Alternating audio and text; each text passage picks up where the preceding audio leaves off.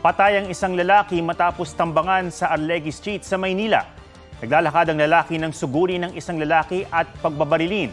Kahit bumagsak na ang biktima, pinaputokan pa rin ito ng salarin bago tumakasakay ng motorsiklo. Dead on the spot ang lalaking nagtamo ng tama ng bala sa ulo. Kabilang sa tinitingnang motibo sa krimen ang away pamilya at negosyo ng biktima. Tinutugis pa rin ang salarin. Hindi lang daw mga mangingisda ang hinaharang ng China sa Bajo de Masinloc. Maging ang automatic identification system umano ng Philippine Coast Guard na kanilang gamit sa ligtas na paglalayag, ginajam ng China. May report si Chino Gaston.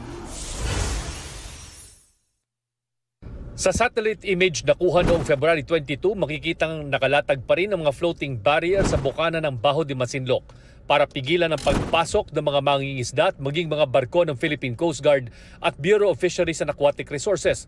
Bukod dito, ginajam din daw ng China ang Automatic Identification System ng PCG at BFAR.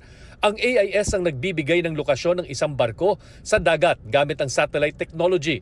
Kasama ito sa mga international regulations sa ligtas na paglalayag. The reason why they're doing this is for them to support their narrative that every time na nandun tayo, sinasabi nilang they were successful in driving us away. Dahil sa ulat ng malawakang pagsira umano ng China at Vietnam ng mga bahura sa buong South China Sea, inihain ni Senador Francis Tolentino ang resolusyong paimbestigahan ang mapanira at ilegal na pamamaraan ng pangingisda.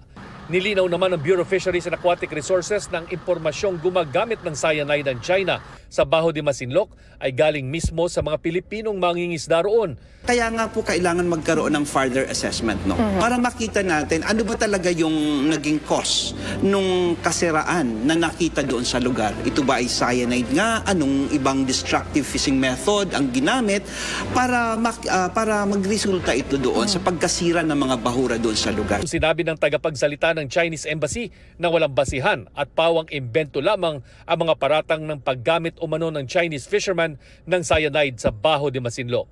Wala pa ring pahayag ang embahada ng Vietnam sa ngayon. Chino Gaston nagbabalita para sa GMA Integrated News.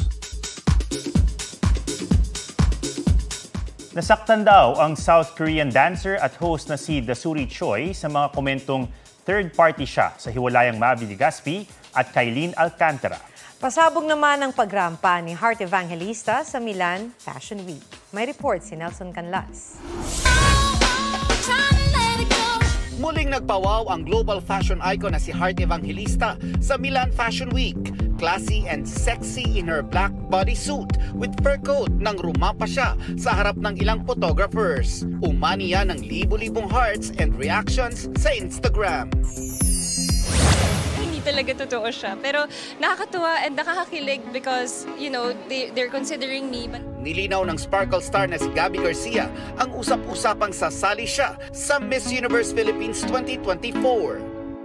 Michelle D texted me pa as nga there are rumors, there are also videos circulating. So patay ako, nagulat ako kasi hindi naman ganun kadali, sumali lang. So, I'm not the third party, okay? I will never try to be a third party in my life because I didn't grow up like that. May paglilinaw ang South Korean dancer and host na si Dasuri Choi sa hiwalayang Mavi Legaspi at Kailin Alcantara. Sa kanyang vlog, inamin niyang nasasaktan siya sa negative comments ng netizens.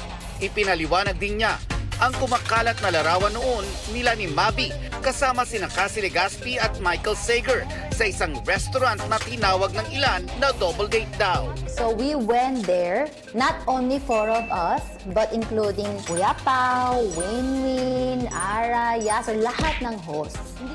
Nelson Canlas nagbabalita para sa GMA Integrated News.